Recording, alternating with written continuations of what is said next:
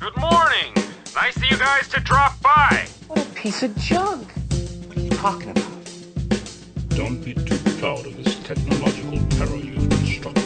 Look, don't worry. Everything's gonna be fine. Trust me. I don't know what all this trouble is about, but I'm sure it must be your fault. Don't get technical with me. This bickering is pointless. Don't everybody thank me at once. I don't know where you get your delusions, laser brain. I'm glad you're here to tell us these things. How could you even say that? I got a bad feeling about this. Well, come on. Everything's perfectly all right now. We're fine. We're all fine here now. Thank you. How are you? Would you get going, you pirate? Get in there, you big furry oaf! I don't care what you smell! I'm getting too old for this sort of thing. If what you've told me is true, you will have gained my trust. I like the sound of that. Get a shuttle ready. I don't know. Fly casual. Shuttle Tydirium, what is your cargo and destination? Transmission commencing.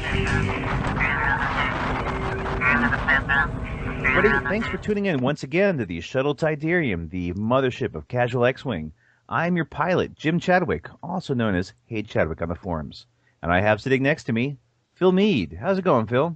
Good, good. I'd like to announce that the Endor Bureau of Tourism is offering great deals on group tours of Ewok villages, the Stormtrooper POW camps, and ruins of the crashed Death Star. Excellent. I hear the Festival of the Golden God is actually coming up pretty soon. That's right. And I think J-Bot has a special interest in that. Yes, J-Bot. We have our cranky protocol droid. How you doing, J-Bot? I'm doing pretty good. I found a stowaway, so I'm always happy when I find stowaways. A stowaway? Who is it? I'm not sure. What is his name? Anybody figure out his name? Josh, I think is what he said his name was. Wait, not Josh Derksen, is it? Yeah, he was a stowaway, right? Is that him right there? Hey, what were you doing on the ship? Where are you headed to? Oh, apparently I'm headed to Endor for this fantastic festival. It's just taking a little cruise away from the Aturi Cluster. Oh, wait, nice. Your name is familiar. Are you the creator of the Heroes of the Aturi Cluster? That would be me. All right, we love your work here on the Shuttle Tydirium. When between on the long runs, hyperspace drives, we ignore the pastures and play a couple rounds. Excellent. So we got some questions for you. We'll take you there for free since you stowed away if you answer our questions tonight. Sounds good. Let's do it. All right, and Jake the Break. He is our chief engineer. How you doing, Jake? I'm doing great, and I'd just like to inform everyone that the hyperdrive is fully activated and purring like a Wookiee in heat, so we're good to go. Most excellent, most excellent. We'll start with a short... That's not a good sound. A short captain's question, because I think our last one rambled for 30 minutes. So 34 minutes, I think. Yeah. No one has to fast forward. So this one I'm going to go straight to Josh. But what is everyone's favorite way to abbreviate cluster? Is it HotAC, HotAC, or some other method? So Josh, what do you say? HotAC has become popular in the Toronto community. I have a friend who always refers to it by that.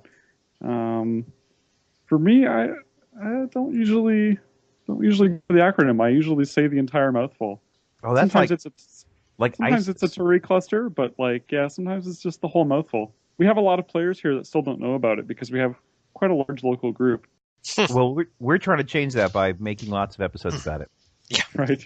And shouting from the rooftops. Yeah, I think about 1/4 of our episodes right now are Aturi Cluster related. All right, Phil, since you talk next, what is your favorite? My favorite abbreviation, I think Heroes, just Heroes. We don't need another Heroes. All right, Jake, what about you? You know, Phil stole mine like a scruffy nerf herder. Tradition of nerf herder. answer stealing. Unbelievable! I'm so mad. Well, I guess I'm gonna have to end up stealing J-Bots now, but I'm gonna go with Heroes was my number one, but I do like HotAC just because, it just sounds so nice. Yes.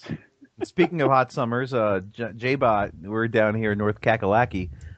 What is your favorite pronunciation? Well, somebody stole it. Honestly. obviously it's hot AC, and it's a nice, cool day today. It was only 94, so it's not too bad. It actually was really not brain melting today. Yeah, believe it or not, when you walk outside, you didn't want to die. So it was a nice, cool 94 today. Your minis did not melt in your car if you left them in the trunk. All right, I actually go with hot AC too, because I think, J-Bot, you're the first one to say it, but it's very hot this summer. So, hottest summer on record ever. So I go with hot AC. So, all right, we got a whole thing there. Whatever it does, we used HotAC for a bit, but once J-Bot said hot AC, that was it for me. Hot AC. That was the end of it. Yep. Yep. Well, HotAC is still a mouthful. It sounds goofy, no matter how you cut that. It's just HotAC. Yeah. Yeah. Odor. Yes, that is in fact how my buddy Norm says it. HotAC. But I gotta say, I like that you still say the full name, because it's just like, if you're the father or the mother of your child, you usually say the full name. You usually don't skip right to the nickname. So that's kind of you. You're the father of this whole thing. I suppose so. Yep. I also heard that that's actually what ISIS, apparently in Arabic, you have to say their whole name, because in Arabic you don't abbreviate anything. And their whole name is like this incredibly long mouthful. And they, through fear and intimidation, want you to say their entire freaking name. And they made it actually purposely long and obnoxious just to make you say the whole name. And so there have been some comedians and stuff who are actually fighting back. And you take the Arabic abbreviation, like the first letter, it's like Daesh or something. Yeah, Daesh. And by doing it, that actually insults them by calling them that, because you never abbreviate in Arabic. But they do it to ISIS or the Daesh, and that is like an insult to him. Huh. So yeah, I never understood why that was an insult, but that makes sense now.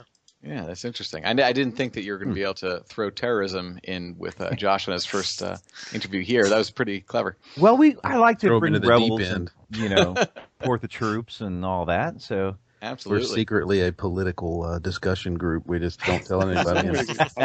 Call ourselves X-Wing. Right. I'll go ahead and start off, Josh. Give us your full name and where do you live? You said Toronto. And, social security number also. I don't know, whatever the equivalent is in Canada. Yeah, we have those. So I'm Josh Derksen. I am a professional graphic designer, and I'm from Toronto, Ontario. I suppose that's all you really need to know for basics. I've been a gamer for a very long time. How long? Let's see. I hadn't thought about that in a while. Since I was, I was probably 14 when the I want to say like 10 maybe. I remember getting introduced to miniatures gaming by virtue of Heavy Gear, which is I don't know if you would know it. It's about the same age as Mech Warrior BattleTech. It's like almost kind of anime. Yeah, a little bit anime inspired. It was a metal miniatures game by a Canadian company called DreamPod 9 out of Montreal, and that was the first miniatures game I ever played. I used to go to local Star Trek conventions with my dad, and there were people that were playing Heavy Gear, and I would always be like, "Yep, that's what I'm doing this convention." Is that the one where they looked like Gundams or something like that, like little miniature?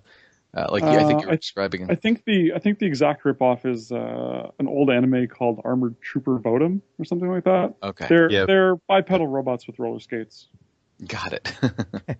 Yeah, it was similar in a lot of ways to Mech Warrior, but we didn't have anybody around here that played it. Yeah, I think mechanically a fair bit different. Right. Yeah, we had Mech Warrior and BattleTech was what most of the people around here played. But, yeah. Heavy Gear was interesting in part because it was also a role-playing system. The two were designed to be cross-compatible. So you had the core dice mechanics, and they worked for both games. So you could do an RPG. You had all your character sheets and all of your stats, and then you could actually just port them directly over to the miniatures game. We actually, because they had Mech Warrior, it was a little awkward, but we actually did that. We had a game master who found these old World War II modules, other game system, and space ones. He'd find them in the bargain bins of game stores and convert them to Mech Warrior, and we would have adventures. He was like the best game master ever. That sounds pretty awesome. Yeah. So what do you do for your day job? Graphic designer, I think. Yeah, I am a graphic designer. Where? I do a lot of different things. At the moment, I am the only designer on staff at called Whoozin, WHOOZIN. We are event management software, basically. Just a small startup based in Toronto.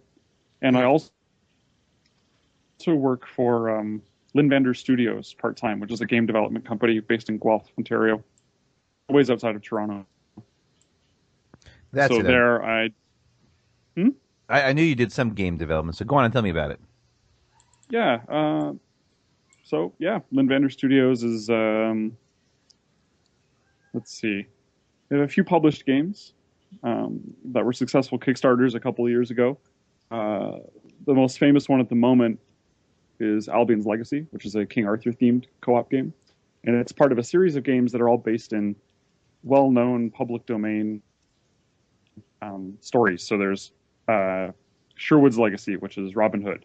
There's now Neverland's Legacy, which is Peter Pan, and so on. And all of these games are designed to be fully cooperative and cross-compatible. We also have a number of other games coming down the pipeline. We just finished a collaboration with Jasco Games, release a Buffy the Vampire Slayer, the board game, which is also fully cooperative, and that's coming out in October. Cool. Oh, I love the cooperative games. So, yeah, that was neat. I got to do the illustration for the main game board. It's like 2 by 2 feet, and a bunch of the cards. Cool. That's very cool. Excellent. They keep me between the two jobs. I keep pretty busy. So yes, apparently to the detriment of HotAC, but yeah, a little bit. All right. I can work on games in the industry and get paid, and make even more of a name for myself, where I can continue toiling away on Heroes. This is a bit of a choice I have to contend with on a daily basis. Right.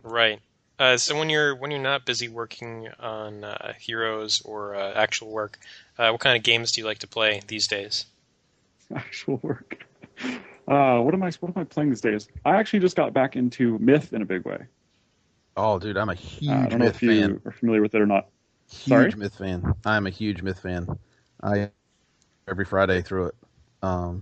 Shouldn't say run them through it. I have a big group that we run every Friday for Myth. Oh, nice. So we've been managing to do monthly. Recently reconnected with some old friends, and they're all super into Myth. Most of them have backed it, and we sort of discovered independently that we had all backed it, and we were just like, oh, get together and play this now that we all own all this content. I won't drag the podcast down a side street, but I assume you back the Journeyman too. Oh yeah. Well, actually, I was at Gen Con this year. Oh dang! And I spent a fair bit of time chatting to all of the various members of the team and looking for the unboxed copies they had on hand and whatnot. So that was pretty cool. I ended up getting the entire team to sign my Mercs 2.0 rulebook. Oh, I'm officially jealous. Oh, there you go. Pretty cool. Yeah, we're too far away from Gen Con to really contemplate it. Yeah. So Myth, been playing Mercs now that 2nd edition has landed. I'm loving that game more than ever. Because I discovered that way back in 1st edition. I've been playing that almost since the beginning. Still playing X-Wing when I can. We have a local league in Toronto called the Prototype Toronto League, which is a special format. You play over to log 7 games against anyone else in the league. You can't play the same person twice, and you can't reuse the same list or the same unique pilot for your matches. Oh, that's cool. So it blows the meta just wide open. You have no idea what you play against. That's cool. Yeah, I like pretty much anything that blows up the meta. Yep. And because we have such a big group of, the league, I think, is 40 or 50 people now. It's quite big. We started doing top cut, and all of the rules for pilot and squad limitations carry on for you if you make the top cut. So you can't reuse anything you use to get there. And that just makes the top cut super interesting. That's pretty cool. Oh, that sounds really neat, actually. So we've been doing that. We've been doing that for, I mentioned it's a 7-week season, so it's usually probably every 10 to 12 weeks we start a new season. And we're in season, I think we just wrapped season 5. I know because I do some of the promos and stuff as prizes. You usually make cards and we give them away. That's awesome. Well, okay, that makes me think. So would you lean more towards the non-standard tournament meta? So I used to play competitive X-Wing way back. I got into it. I used to play Star Wars Miniatures, the Wizards of the Coast game. That was back in probably like 2003, 2004 when that came out. And played that pretty well until its demise. Mostly competitively, but towards the end, not so much. And then all of the people I knew who were playing that game, a number of them bought into X-Wing because they were like, "Oh, sweet! This is the spaceship battles game we wished Wizards had done." And well, the one that they did was not really the same quality wise. So they all got into it first. I was at a gaming convention where one of my friends was running a tournament with just the Wave 1 stuff, and he was like, "Hey, I know you hadn't planned to play this today, but I think you'll really like it. Here's a bunch of stuff. Here's a squad. I'm going to enter you in this little event. We have 12 people, and we had a few people come up from the States. It was we had this event. This is back in 2012, I think. We had a few people that come up from the States and play with us. We had this tiny little field of 10 people. Nobody knew how to play the game. Most of them hadn't played before. And my buddy Don, R5 Don4 is his handle. He was just take this squad and just I know you've played Wings of War, you'll figure it out. And I think I've actually heard of him before. Probably. He's pretty prolific. I'm pretty happy that he did teach you this game, though. Thank you, R5 Don. So he gave me a pretty classic Wave 1 build, which was Wedge Biggs and 2 rookie X-Wings. And he was just just don't try and knife fight the TIE fighters, just strafing run them. That was his only advice. He's like, yeah, you figure it out. And I think I was undefeated that day. Awesome. Great. Yeah. So nothing makes you want to buy into a game like crushing it in your first event. Yeah. Yeah. It worked but also for me. Amazing models and all the things we already know that we love about X-Wing. I have one question about your really cool format that I like. Sure. Is there a particular pilot that you have that's unusual, not standard, that you found you really like? No. I make a point of not trying to play meta lists, so when I get the chance to play something like Miranda and a K-Wing, I'm like, oh, I guess this pilot's pretty good. And one of the squads I played was Jake, Miranda with homing missile, and Jan Ors. So we just had this the proton rocket plus the homing missile, 6 dice each or whatever. It's just really gross. That was kind of a hilarious squad. I'm seeing too many TIE defenders now. I have to just utterly ram with ordnance. You can't chip away at them. They have to die in one shot. Yes, I like ordnance. I'm a big fan of ordnance. Homing missiles, they don't get the evade, so I love it. Yeah, it's a big deal against defenders. It's true. Yeah. So you said you actually started the whole X-Wing thing by being dumped into a tournament. So pretty much. With that, did you want to just keep into the tournament scene? And yeah, I did. I played a lot of tournaments in Wave 1. I got pretty proficient flying 4X. I won a few other events. I played... this was back when a lot of venues were still doing 60-minute rounds. So I played a few Swarm Tactics TIE Swarms, but managed basically never to win any of those events because of slow play, either between me and other people who are new to the game. Nothing is worse than first round drawing an TIE Swarm mirror match. And just being like, oh, okay, I guess we're playing 2 rounds. Right? So with that in mind, why did you want to stick in what seems like a purely casual system? What drove you to make that instead of something stick with the tournament scene and follow the meta? I don't know. I think I continued playing competitively through Wave 3, at which point I got way more into being the guy organizing the events. There were a couple of local conventions where they were interested in having X-Wing tournaments, but they weren't miniatures gamers. They didn't have people who were prepared to run those events. And because they were people I had met through board gaming, it was very much hey, we have this convention coming up. Would you like to run this event at our convention? And I'd be like, yeah, all right. I think I could probably wrestle all the players you want for it. So I would do that.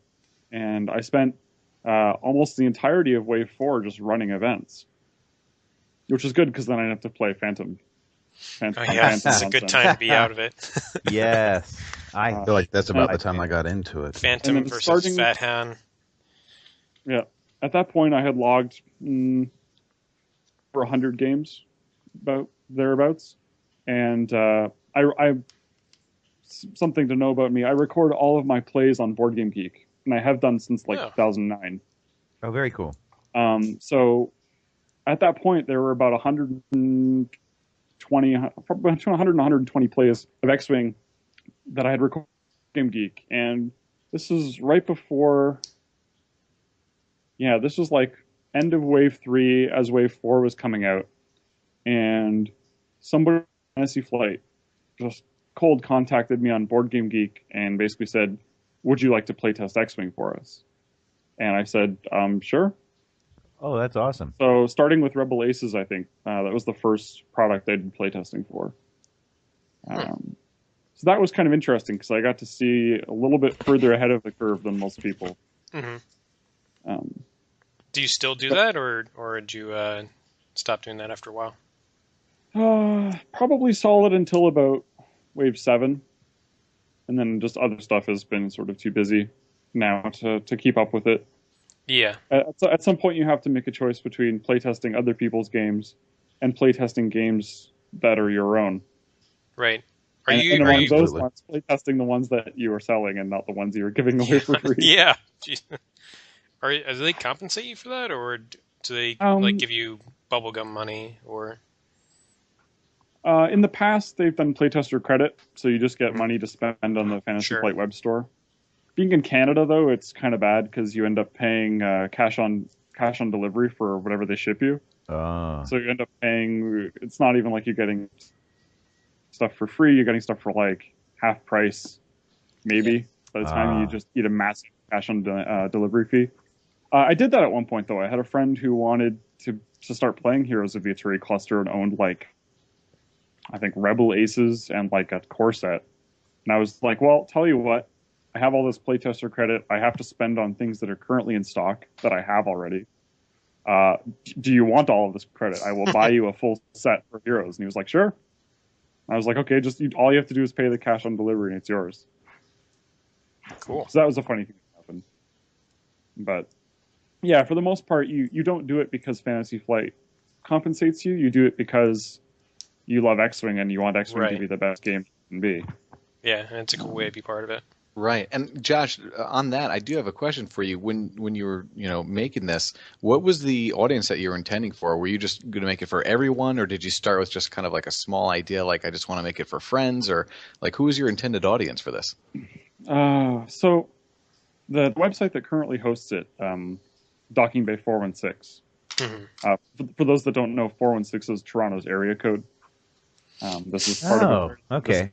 From my buddy Grish, who is the site admin.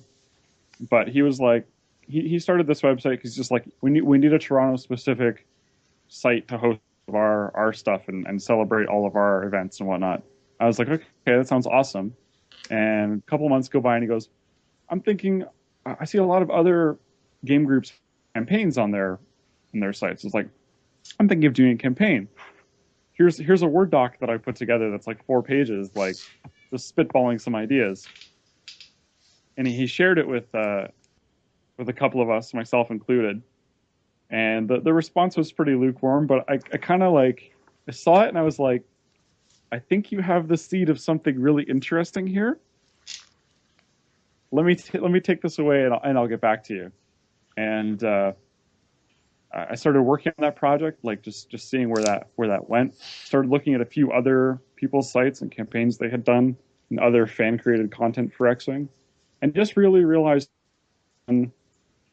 what Heroes of the Aturi Cluster ended up being, and at least not to that level, right?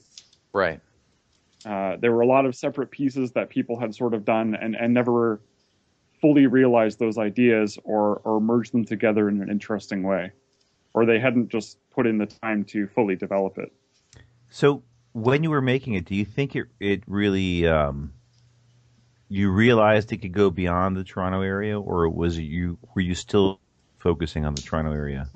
Well, initially it was basically we wanted to see what the campaign would be like just for our group, because there were a number of us now that sort of the Wave 4 meta was the breaking point for a lot of people, and the whole Phantom and Fat Han situation really turned a lot of people off of competitive play. Yeah, actually, I quit. I quit for a year. Right.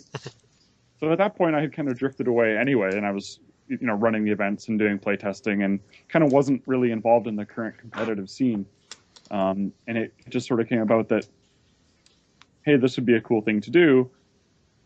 We need, it'd be nice to do this on our Fridays or in addition to competitive play. So we just started developing it. We came up with, 2 or 3 of the missions, I think, that ended up in the final game. And we played those a few times. But there was a really magical moment one Friday night where we got together at the game store to throw down. And I was like, hey, you, do you want to try this? And they were like, that sounds cool. I'll try it. And we had an awesome time. That we had been working on just was killing it. I think the very first mission we played was one of the first ones in the book. It's Rescue Rebel Operatives, where you got to escort that hawk across. Oh, that's so hard. Deviously hard. That was like the benchmark mission. That was the very first one that we played, and probably the one that got the most testing. And but yeah, the AI did some ridiculous things and outplayed us really hard the first night. We had the 2 tie bricks ended up merging together at a 45-degree angle and chasing as one swarm. Oh my god! And my buddy who played tie swarm competitively was like, "Okay, I guess I quit now. Like you've made me redundant. You've made AI just plays tie swarm better than I can because I don't know how to steal information." I still want to run a tournament list of tie swarm just using your AI. We joked about that locally. I don't know if anyone's done it yet. No one's done it yet, but I'm hoping someone will sponsor me. I'm going to keep putting it out there until somebody says, I'll pay your entrance fee. You run this in the tournament. Because all I have to do is win one game. If I win one game against a seasoned tournament, then I feel like I've broken every one of them. Like, you all lose. Casual beat you with the automated system. Yeah. We toyed with the idea of... you bring along 8 ties and a stat card, and whoever gets the buy gets to play the tie swarm. Oh, that would be fun. Yeah. Nice, yeah. So how long did the whole process from when you took it from the other guy who came up with that kernel of the idea of a campaign to when you were able to, say, release it online? Like, what was the time frame for that? So let's work backwards here for a minute. I checked the publication date on Docking Bay 416 for, I guess it would be version 6, 0.6. That was August 20th last year. So it's been out for a year and 5 days. Oh. Woohoo! Happy birthday, HotAC. Yep. Before that, it was probably about 8 months solid development, and then maybe a few months before that where I was sort of still tinkering with the idea and seeing what I could do with it. But yeah, there's about 8 months prior to that where we played it every Friday at our local game shop, and was consistently getting people coming by and being like, what format of X-Wing is this? Why the hell are 4 of you sitting around one table? Like, what's going on? Or it wasn't 4 in the early days. It was like we were playing full 6-man teams because people were like, "Oh, this looks super cool. Like, let me get in on this." Mm-hmm. Couldn't keep people away. And even some of the really hardcore competitive players, like Don, I mentioned before, who introduced me to the game. Dom Cairo? Really interesting. Is that Dom Cairo? No. R5. Okay. R5 Don 4. Okay. I don't know. He was still really into competitive play at that point, and he knew I was doing it, and he was just super tolerant and accepting of me just like waxing on it at him about it when it was on development. And then the one day, because he doesn't come to my Friday night game night because he lives a fair ways away. the one night he was in on a Friday night, and about halfway through the evening, I make, okay, I've played a couple games of competitive, like, who wants to do Heroes of the Aturi Cluster tonight? And like 4 or 5 people immediately chime in, pack up what they're doing, grab all their stuff, get out their ship, set up in the corner of the place. And Don later told me, like, okay, it didn't sound interesting before, but I just witnessed 5 people freaking out about playing this game. I think that's worth a second look. And then after that, he was like one of the biggest supporters. He was just pimping it to everybody who would listen. He started up his own local one. I think he does Wednesdays. But yeah, he was running, I think, two local games for a while after that. I'll say that I printed out my own copy that I cut out, made nice, and etc. Yep. I had a local one for the game store I left there. But apparently some weekend, somebody from a different game store wanted the rules, and they borrowed the copy I left at the store, and they haven't quite returned it yet. And there've been issues with, like, I'll say, hey, who wants to play? And we'll have so many people wanting to play, we have to break it into 2 groups. But the rules for the second group and all the training stuff, it's not been returned yet, and it's it's actually been causing issues, and people haven't been able to play. And I've had several people tell me that is the most fun they've ever had playing X-Wing. I've heard that too. Yeah, I've had a few other people tell me that as well. It's funny you mentioned your friend being a tournament player, because the first time we played it at our local store, Jim and I, we had I don't know, half a dozen guys who are very serious tournament angled guys. And they're like, oh, what is the AI going to do? I was like super impressed with it, but I was more impressed by the fact that the tournament guys were struggling with it as much as we were as our regular kind of casual players. When did you decide on the AI system that we actually see in the game? Was there a whole evolution of it, or was it just like this sudden epiphany one day that just, oh, God, this is the best way we've ever thought of running it? So the original draft that Grish came up with was very much your classic, here's a game master who's going to bring and play the Imperial list, and then all the players are going to do 1 rebel ship each. That was his original vision for it. I said, oh, but it sucks to be that one guy who has to bring the Imperial stuff. Yeah, totally agree. I remember seeing pure cooperation game. I remember seeing, I was telling him, like, I remember seeing people had written AI projects and whatnot for X-Wing. Like there was this the X-Wing miniatures AI player or something by Ralph Barrett. He's credited in the front cover of the Heroes of the Aturi Cluster.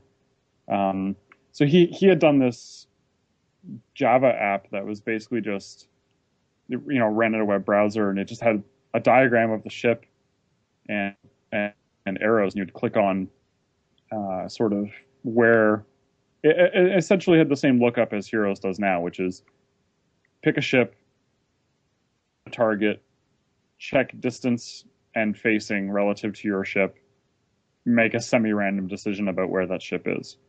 That algorithm for solving AI for the game turned out to be really, really good. His implementation of it and how he decided to fly those ships using the algorithm, I did a lot of playtesting with and found was lacking in a lot of ways. So Heroes of the Aturi Cluster really borrows a lot from that system, or at least owes it a lot. But then we did an awful lot of testing and development on top of it. I can say we played a game, J-Bot and I, because we're local, and it was a mission of the TIE Defenders, and there's the the person changing over. But the way one squadron of like 3 or 4 TIE fighters, they just going straight instead of turning in. Kind of, instead of banking in, they kind of went cruise straight. Everyone's like, "What the hell are those guys doing?" Yep. The stupid AI. And then all of a sudden, like, they curved in right when the TIE Defenders hit, and it was just perfect pincer movement, and it was really brutal. Yep. We had a hard time. That sounds right. We've had some godlike AIs. We had one game where I was just a run-of-the-mill TIE fighter. It was one friend and I. We were playing 2 Rebel ships each, and he was running TLT Y-wings, and I was running. That sounds familiar. Yes, running X-wings, and we had kitted all of the ships out with like engine upgrade and push the limit and R2 astromechs, so they were all essentially A-wings with 5 to 8 life and ordnance. But we ended up with this one TIE fighter that just would not die. It was the capture officer shuttle mission. And we assassinated all these TIE fighters, disabled the shuttle, and there was this one TIE fighter that we could not kill. He would keep firing away at it with the TLTs and wouldn't land a hit. He got it down 1 hit point, and it started to bail because it just ended up in a corner of a board. And as it was flying away, it chose a K-turn to come back and engage, as it'll do because we're behind it. As it does, the random spawn location for a squad of enemy interceptors to arrive is literally right behind it. So he chickens off, K-turns, and comes back with a cavalry charge of interceptors to chase us all off the board. We failed the mission because we can't clear the area, and there's one stupid TIE fighter would not die. Yeah. Guy ate continuous TLT fire, and his evade dice were hot. I think he ate a torpedo and survived. Like, he just wouldn't go away. That's amazing. Now, do you think that, this AI system that you guys created for it is the most innovative part of the game, or the campaign that you've created here, or is there a different part that you value more? I don't know. I think that, and I talk a little bit about this in the introduction of the book, I think that the individual components are not necessarily original. There's nothing totally brand new about that.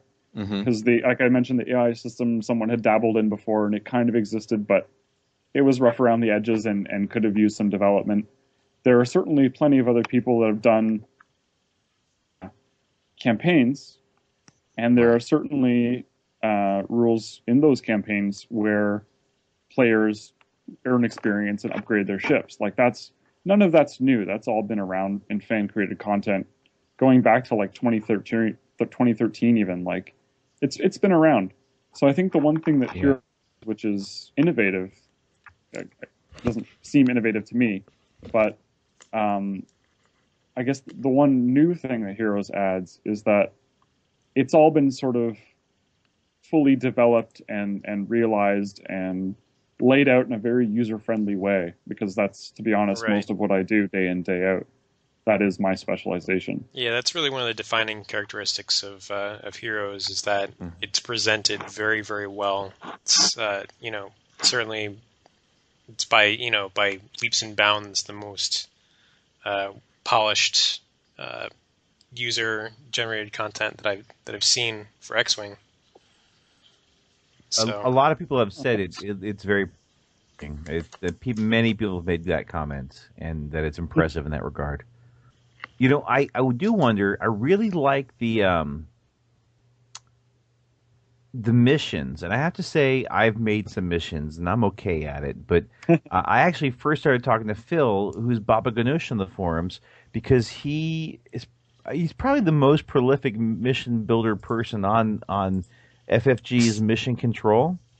I think I've read some of your missions, actually. Yeah, but there's some good stuff there. Yeah, I read his stuff, and I was like, this is really good. And the whole point when I decided to do this podcast about casual, and I started thinking, that guy, Baba Ganoush, who makes those really awesome missions, I want him, because obviously he's smart and he knows what he's doing, because his missions were very good. So I asked him along, but I have to say that the HotAC missions are very well done. I really like the missions. Like, it's very impressive, the balance, story, what you need to do, and for such a wide variety of actual story arcs and missions. I'm very impressed with it. I have to say I do like that. Is the AI or the various missions itself? But I think that's pretty innovative. Yeah, one thing that I like about the missions is that they thread the needle between sort of catering to game mechanics and catering to a more thematic feel. Like, I never felt like there's a weird game mechanic in any of these missions that seems out of place in the Star Wars universe. Like, for example, Hunger Games, a very popular little mini game that people play, but it makes no sense. It didn't make no sense in the Star Wars universe. It's just sort of like an arcade game. It does feel that way.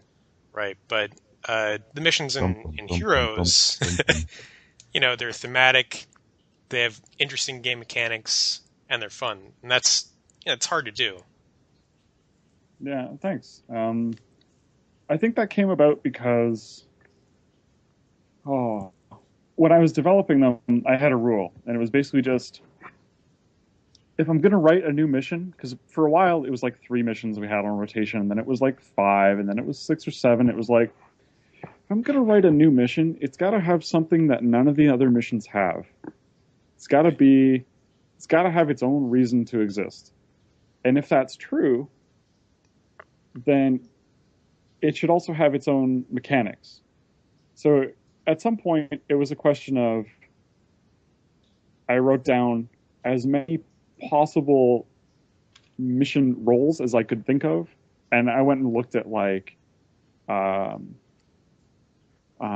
flight simulator games and whatnot, and looked at all kinds of mission structures that they had, like escort missions. And I've done the same sort of thing. I looked at like World War II history. Yeah, exactly. So you get this really wide cross section of objectives, and you look at other gaming systems, and you're like, okay, well, what did they think about for their random mission generators, or what did they use for objectives? So you pull from all of these different sources, and pretty soon I had a pretty big list of all of the various types of missions there could be. And then it was a question of, what's a cool mechanic I can use to make that work in X-Wing that either already exists, uses tokens that already exist in existing X-Wing products, or that can be done extremely easily and that I can reuse from mission to mission. Like the minefields were the first 30 component, if you will, to get created. And I was just like, this is just a proximity mine. But how would it be if we just made a whole board full of them? Yeah. Oh, okay. Yeah. Well, that's just tread softly. All right, then we're done. Like, and you can shoot them. I love that. I've actually got a local guy who loves TIE Punishers, and I'm more of a TIE Bomber guy. But I thought about like what is it about the TIE Punisher that's different. So I imagine they have jump drives because I want them. But I created an idea where the mission is 4 fully decked out, loaded out TIE Punishers are going to blow up a pirate base. And there's a Gazanti, the fighter screen. And so I'm developing, I'm playtesting and trying to get the balance right.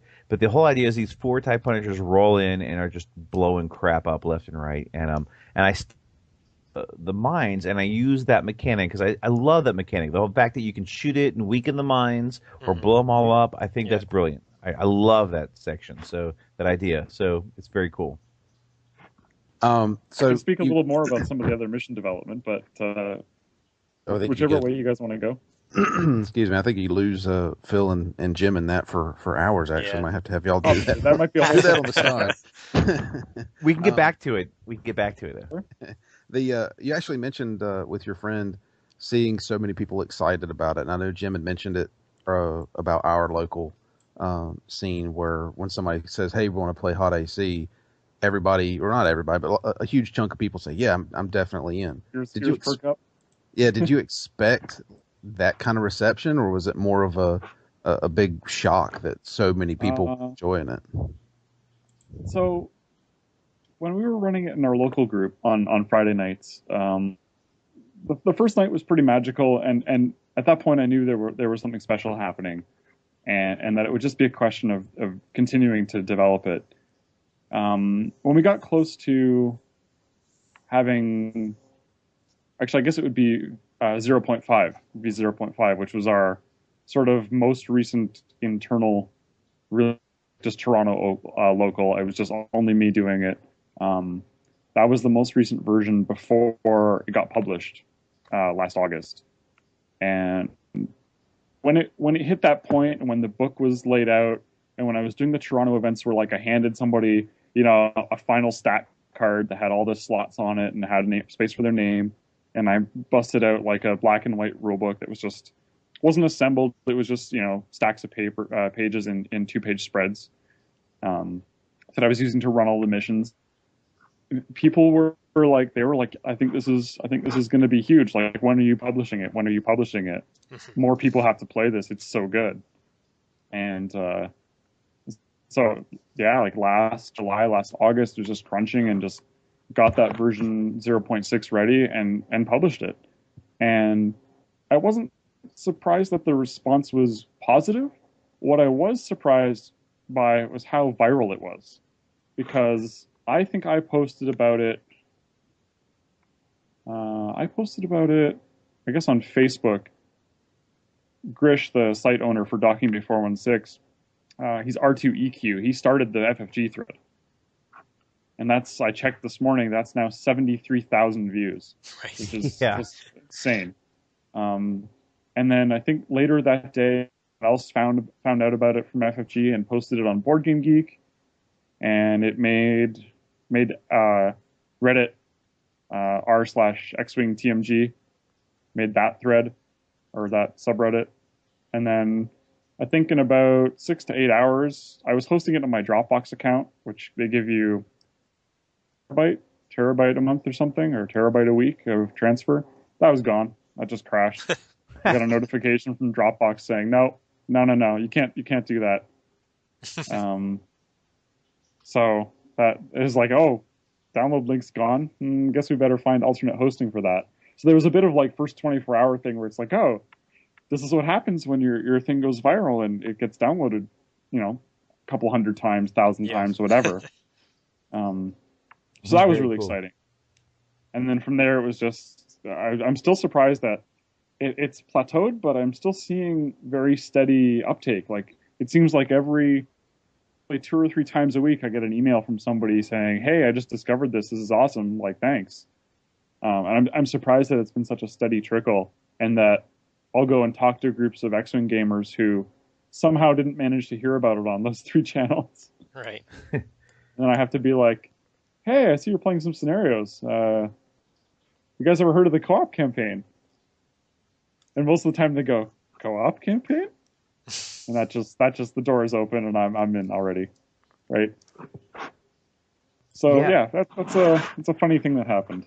We started talking about it, doing a bunch of episodes on it, and I don't know if it was just critical mass or so it started to help, but I started to notice a lot more threads on the FFG forums because I spend too long there.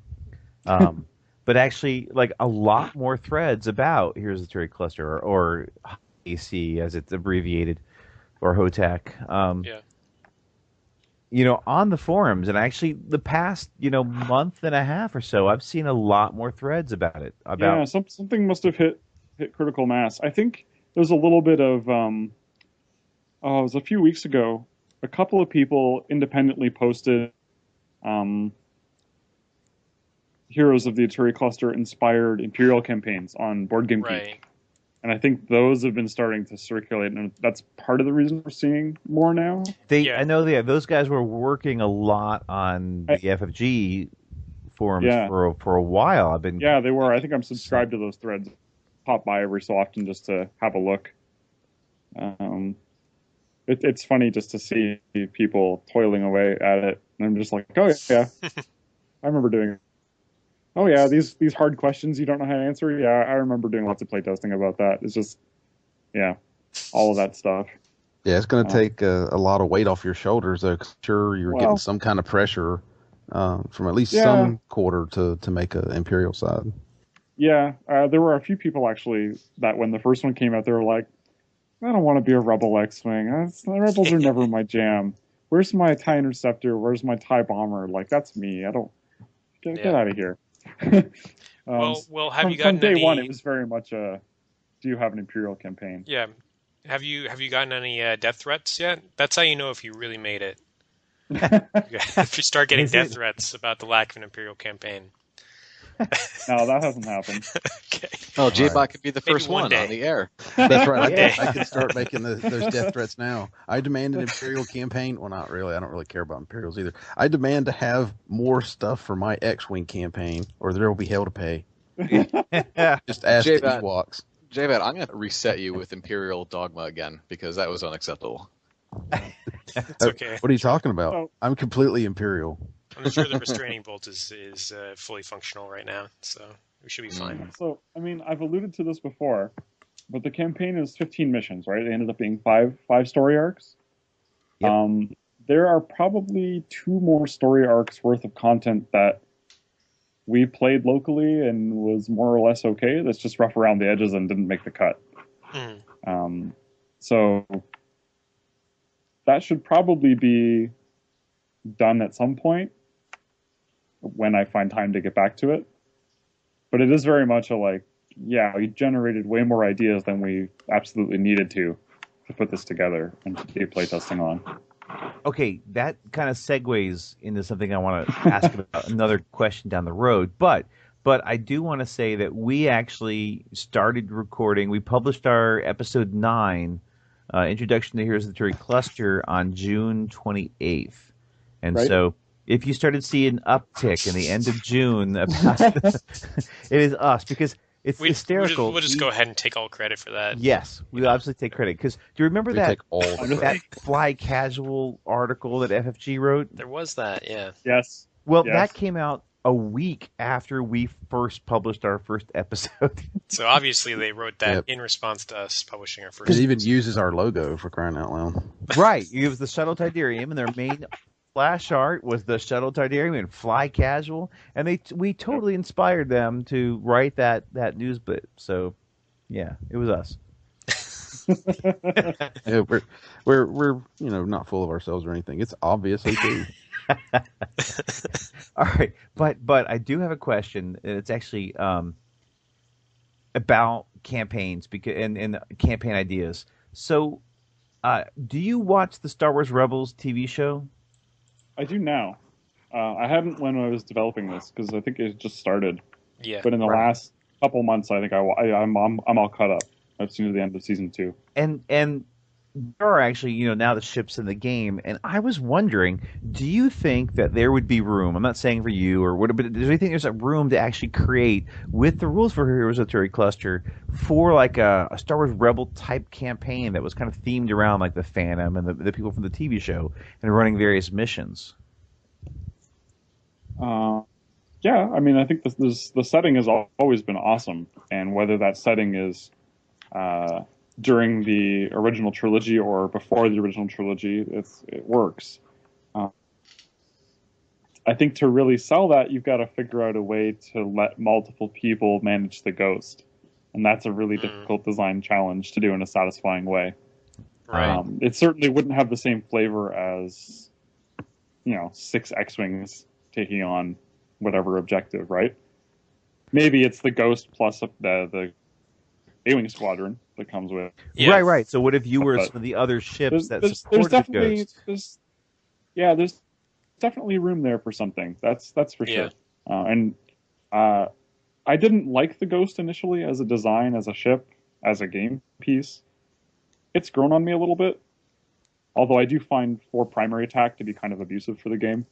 I'm not sure if that's a good design decision. Just like the TIE Phantom. I agree. I like this guy. I agree. Oh, the TIE Phantom should have had 3 attack as well. Yes. The Defender could have had 4 in Wave 4. It could have been the hard-hitting ship because it was not maneuverable. That's a whole other parallel universe. Maybe they could give it a 0-point upgrade, J-Bot. 0-point upgrade, increase attack value by 1. That's the one thing I've always wanted, was a 0-point upgrade to help the defenders out even more. Can we give them more? A 4th agility die. How about a -2 upgrade? Yeah, I was just thinking that. At some point, competitive play is what everything has to answer to, right? Which is a little bit unfortunate. Right. It definitely drives the pace in all aspects of the game. Yeah, and that was super obvious when we were just about wrapping up Heroes development and Wave 7 with the twin laser turret hits. Yeah. And we're like, this card's probably too good. It's probably a little too good in competitive play, and now here we are loading a Y-Wing to the 9s where it can also have a TLT. Yeah. And that's probably not the best thing for game balance. Yeah. It'll be fine. It'll be fine, really. One local player that's under the idea that TLTs are too much. We played the entire campaign, start to finish, with like ion cannon Ys, right? Some of them had BTLA4. No one was playing TLT when we tested it. So I imagine in the wild, the campaign is probably a little easier than it was intended to be because of all the TLT proliferation. Right. So are there like aspects to Heroes of the Aturi Cluster that you didn't realize existed before players discovered them? So, did you miss anything in your playtesting? That's notable. All kinds of stuff. In terms of unintentional design features, like cool stuff that people discovered that we didn't realize, there are all kinds of really broken pilot, EPT, and like ship combinations. You can do some ridiculous things with. I mean, I initially kind of statted them out, and I did a few like PS9 super ships just to like see what you could do. But I had one guy in my local group who would play with us every Friday that was just the most creative, ridiculous combinations of stuff. He'd be like, once I hit pilot skill 6, man, insta-killing that TIE fighter. Just like, once I get that ability or this combination of things in this mod, like, this B-Wing just instantly destroys a TIE fighter. I'm like, okay, show me. He's like, okay, well, I do this, and this. I was like, yeah, okay, no idea that would happen. Right? It's the Fat Han competitive play problem. It's like, C-3PO seems fine, engine upgrade seems fine, Han Solo seems, Gunner seems fine. Oh, but what happens when we put them all together? Oh, that's really nasty. Right? We had some of the same issues. One of the best builds we encountered in playtesting was just, he actually broke several of my missions, which is why we had to go back and explicitly add this pilot, was Lieutenant Blount on a Y-Wing with ion cannon. That's my build. No, you can't take that away from me. Card rules as written. Blount will cause the shot to automatically connect, and then the target will suffer 1 damage by the card effect and not by the dice. So the Y-Wing just says, take a damage and get ionized. I don't care if you're an ace interceptor. Yeah. Don't care. Don't care anything at all. So he was farming experience like crazy, and he was playing a build where he had 2 ion torpedoes, extra munitions, because it's a mod, and I think he had the ion cannon turret and Blount, and oh wow, yeah, he kept Dutch or something as well, so he'd get his target lock and pass a target lock. So he was just doing all kinds of ridiculous stuff. That final mission where you battle the squad of, I think it's called Revenge. You battle the squad of interceptors in the nebula. He was just like, yeah, free player, and he soloed it. Oh wow. Jesus! The two of us just did. He was like, okay, I got this. Just hyperspace guys. That's funny because everybody was making fun of my Y-Wing, Jim, and that's my build. The only addition is I have Miranda at the top end, so I can always get rid of a die and always regen a shield if I need it. And everybody's like, why are you taking that sucks? You should have TLT and Predator. I'm like, I've got a plan. Leave me alone. I've got a plan. That's so this too is funny. Part of the reason why when I did the reference tables in the book are like, if you're going to use all the pilot abilities that exist, like here are campaign-related tweaks you should do. That was basically the reason that section had to be added to the book, because it was, we did Blount, and it was like, okay, well, what other ones should we probably finesse the language for a little bit? And in some cases, it was done just to make the upgrade choices more interesting. So now that there's a mod for barrel roll, PS7 Jake Farrell should probably only allow you to do the ones that are in your action bar and not when you focus. Just like stuff like that. Just like making the upgrade tree make more sense and make those things sort of worth their points. Because it's pretty hard to go wrong picking Jake at 7. Like him or Kian are sort of the best 2 choices, right? And there's all kinds of stuff in the game that's like that, where the very best ability at a that sort of bubbled to the top in competitive play, or would have bubbled to the top if it was on a tier 1 ship, or that if it was costed aggressively, you'd see it everywhere. So all of those things, the costing in competitive play doesn't really matter in Heroes because the experience system is so different. I mean, it's still squad points, but the opportunity costs are totally changed from how you're building your ship and you're assembling your squadron of ships and so on. So a lot of things that, were given checks and balances in competitive play by yoking them to bad ships or low pilot skill pilots or whatever suddenly become ludicrous in Heroes. And can I tell you about a build that out of a relatively recent astromech that's been discarded by the competitive people? Sure. I've got a ordnance-based Y-wing, which of course the 4 proton torpedoes, and of course a TLT just thrown in there, and Predator, of course, guidance chip, extra munitions, all that. But I've got the Niradantil's shoot 360 ability, of course. Yep. But I've got targeting astromech. Oh yes, we love him. So when you do a red maneuver, a free target lock, and then Hobby's ability, where once you gain or spend a target lock, you remove the stress. Yep. So I'm like a defender, where I can just kind of K-turn back and forth and gain target locks and lob torpedoes in any direction. I love it. Yep, that sounds pretty sweet. All right. Yeah, every time we see new content for competitive play, I'm just like, oh yeah, that opens up some totally broken Heroes of the Aturi Cluster combo. Oh yeah, so does that. Oh yeah. What's the new one? Ezra. It just makes A-Wings unkillable. The attack shuttle Ezra. Yeah. Because like if you're stressed and you're defending, 2 of your blanks become eyes, something like that. All your eyes, I forget. Yeah. But the Ezra pilot for the shuttle just synergizes so well with A-Wings. It's just ridiculous. I'm curious. Have you looked at the R3 astromech, which is the one where basically you can spend a focus on the attack to gain and evade? Oh yeah, that guy. And what I found, he just came out, didn't he? Was he in the T70 single set? Something like that. Was he even in the Arc 170? I think that's even not quite out yet. As mere mortals, not in your Gen Con. I mean, we had him on the show briefly. We did an interview with him, so you're not the first interviewee. Just very briefly. He met an untimely end, an unfortunate accident that I don't quite understand what happened. But he'll be with us always, as we know.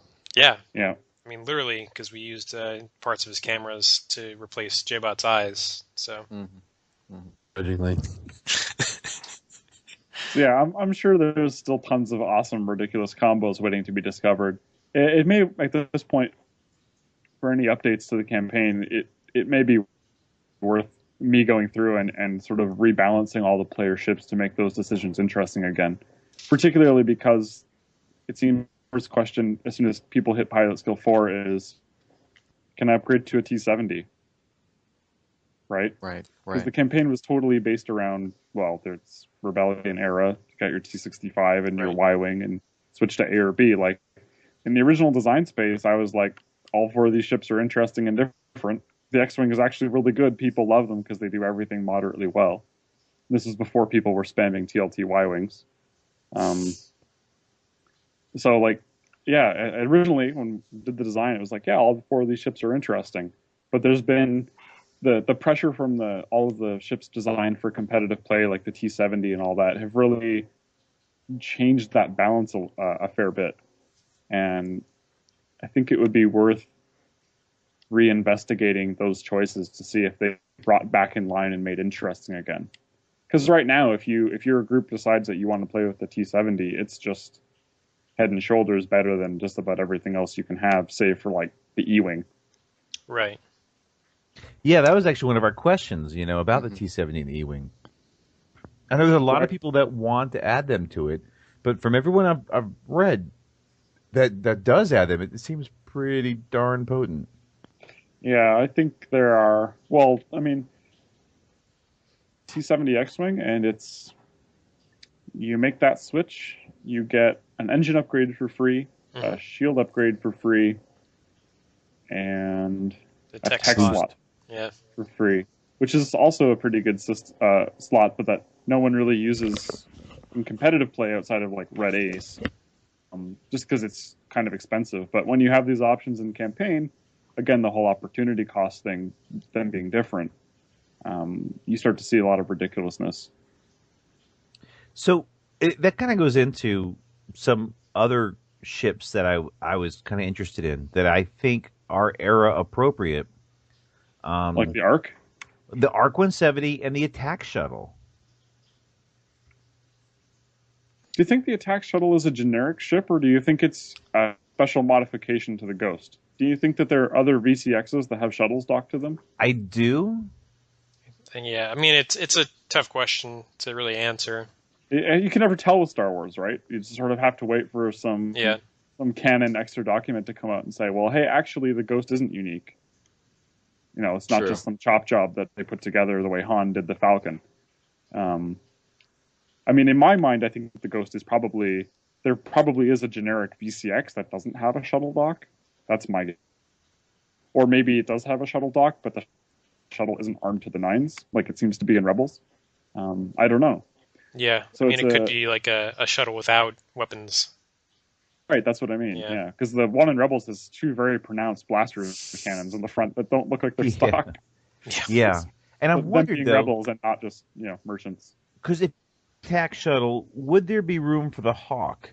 And part of it is because the dial on the attack shuttle is so much better than the Hawk. But at the same time, the Hawk just not, or is the shuttle not just a better Hawk, right? The shuttle, though, only has 4 hits overall compared to the 5, and that you get the illicit with the Hawk that you don't get with the attack shuttle. There's a few things like you get barrel roll, but you don't get target lock. There's a whole kind of. It seemed different enough that it might work, but I'd be worried that it would be better than the Hawk. Yeah.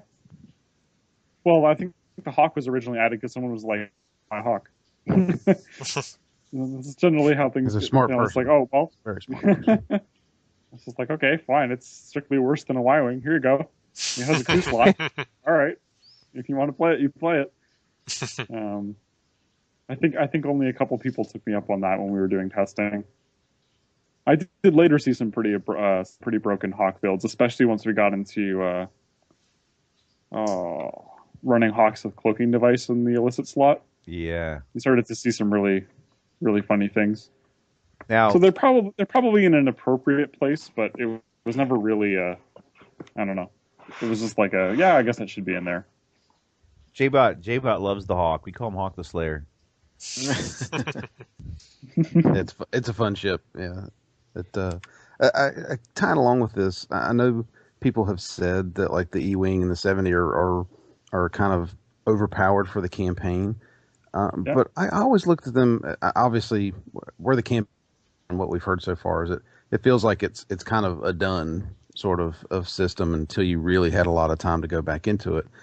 But I always looked at them almost as a third level of ship when you start to get into the E-wings and the bigger ships, and where you have you must get to this pilot skill and spend this many experience points to get to your B-wings and your Hawks. Like I always looked at like, okay, you need to get to whatever 7 pilot skill plus spend this much experience to jump to the next tier of ship, because by that point you're already spending a fortune on upgrades and things. And when you jump to like the E-wing and the T-70, they kind of lose a lot of that flexibility other than modifications and things like. But right, you don't have cannon slots or turret slots and stuff like that. You kind of lose a lot of the upgradability that you get with.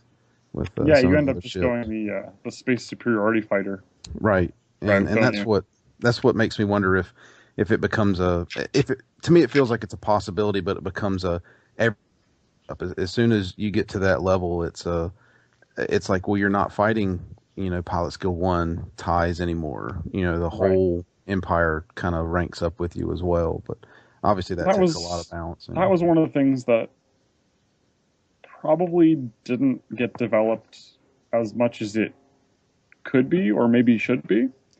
And this speaks to another issue we saw among a lot of groups. What do you think is the most popular EPT choice in Heroes? I'll let J-Bot answer. I'm sure you're all equipped it.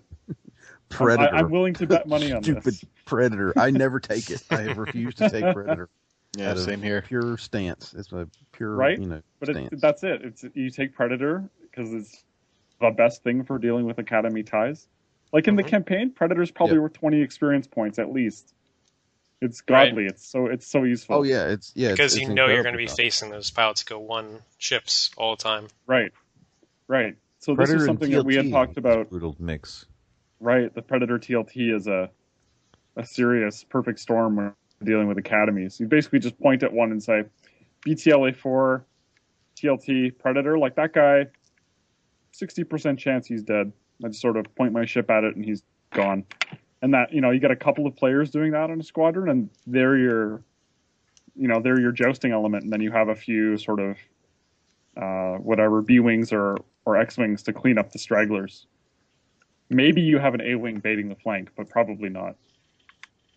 They didn't seem to be that popular as anything other than flankers / distractions / AI bait. There have been a few people who really like it though, and there's even like one local guy, and he was actually quite because he had the movement to stay on task with the mission and kind of run forward and like blow up the beacons or whatever it was that he needed to do. That the A-wing, he actually had the mobility and the focus to kind of to be that guy. So actually, there are a few diehard A-wing people out there, and I have to appreciate. This seems very Star Wars universe thematically appropriate. Like who's going to fly an A-wing if they can have another ship? Well, it's the super hardcore ace pilots, right? Yeah, yeah. So, okay, I do want to go back to my question about the ARC 170 because we talked about the attack shuttle. But what are your thoughts on the ARC 170? So you got to remind me what it's got in the bar again. It's got a crew, a droid, a torpedo, and it can barrel roll. It's got a stat line sort of like a B-wing. It's got a dial that's also like a Y-wing dial, basically. Yeah, it's very, very similar to the Y-wing dial, but it's got more greens. Because it's got green banks, 1 and 2 banks. Oh, okay. But a combination of X-wing and Y-wing dials. Yeah, it can focus and target lock, but it can torpedo, crew, and astromech. Did it have barrel roll? No barrel roll. It came with a modification card, vectored thrusters. Maybe that's what I'm thinking of. Yeah. Right, okay. But it does the crew and the astromech, which is the first ship to mix those two. Right. Yeah, and the auxiliary arc too. So. Yeah, okay. And it has that auto-include title. Right. Is that the one that something that I hit to a crit when being in your rear arc or something? Makes your rear shots eyeball better. To a crit. So there's only 2 attack dice out the rear, but if you roll an eyeball, you can turn it into a crit, and if you attack out the front, you get 3 attack die. Right. So it's 1 agility, but it's got 6 hull and 3 shields. It was 1 more hull than a Y-wing. So it's a little better than an Y-wing movement wise, and a little better for the hull. I don't know. That to me, I'm pretty sure like that ship approximately fits with the timeline. Game wise, it's not really any more powerful than the other choices. It's probably fine. It's just a question of, we all know Fantasy Flight's been dredging the bottom of the barrel of ship choices for a while now. And in terms of making each fighter fulfill a unique role, we're sort of running out of options here, right? So right. They're definitely all the things that we're coming up with now are going to be very reasonable, equal level choices. And the ARC's pretty indicative of that. Yeah. I don't think it would be a starting ship. I think it'd be one you have to move to. Just because the crew plus droid is so potent? Yeah, and the fact that also even just storyline that it's rare. Yeah, makes sense. Point. That's true of the Hawk as well, I suppose. I think just as a base ship, it's probably significantly better than the X-Wing also, because I think it's more resilient. It's got a similar enough dial, and it probably hits harder because of the rear arc. Yeah, you have more options. Yeah, I hear that. Something to think about. Yeah. So let's see. What else do we want to ask here? Well, I'm kind of wondering: do the ETA maybe on the next version, the next release? Next is version 8, right? Yes, we got V7. Well, V6 hit last August. There was like a mid-September, October last year V7, which is basically just, hey, now that thousands of eyeballs have seen V6, here are the things So that was just a quick turnaround, fix it up. And then aside from a few FAQ issues, like V7 has been pretty stable. There's been nothing in it that I've been like, oh, damn, I really need to like address that right away and issue a new version. It was pretty much like a lot of it came out. Our internal QA was pretty good. A lot of it came out without any problems. So yeah, V8 on the at some point. Well, I know we've chatted a little bit about like things that you would fix. You asked me a few things before about what do you actually want to put in version 8, and I think do you have that list handy? No, but I can try to pull it up real fast. Yeah. So I was talking about for convenience, splitting the rulebook and the campaign book. Those two halves of the rulebook into two separate documents, so you can have both open at the same time. I've seen a lot of suggestions for how to make assists work. A lot of people are playing house rules where they pool all of their experience and divide it up later. There's a bunch of stuff like that I think probably is much, much better than the current experience.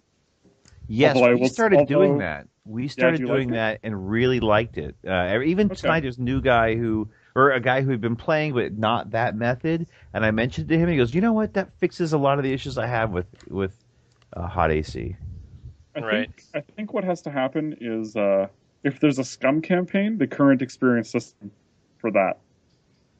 Because you're on the same team, but you're all self-motivated and have self-interest. I totally agree with that. Yeah, that makes more sense. But the idea with the XP, I really love it because I like playing, and I've always liked this in MMOs and other things. I like playing support classes, healers, tanks, that sort of thing. And my build is obviously not. If everybody's like, "Why do you have bigs? Why did you put bigs on your ship?" Like.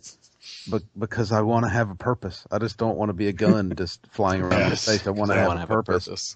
And but I always felt like the assist system was kind of hampering me because that was essentially the crux of my XP generation was more along the assist route than just pure damage output. So we've seen some thoroughly ridiculous support ships that generate just a ridiculous number of assists, like several per turn. But you have to totally build for that, and it kind of takes you out of the main flow of the game. But there was one of the things, like, I read a lot of reports on this, and I talked to a number of people who were playing that house rule, and I'm 99% sure that, like, that's basically just going to be it.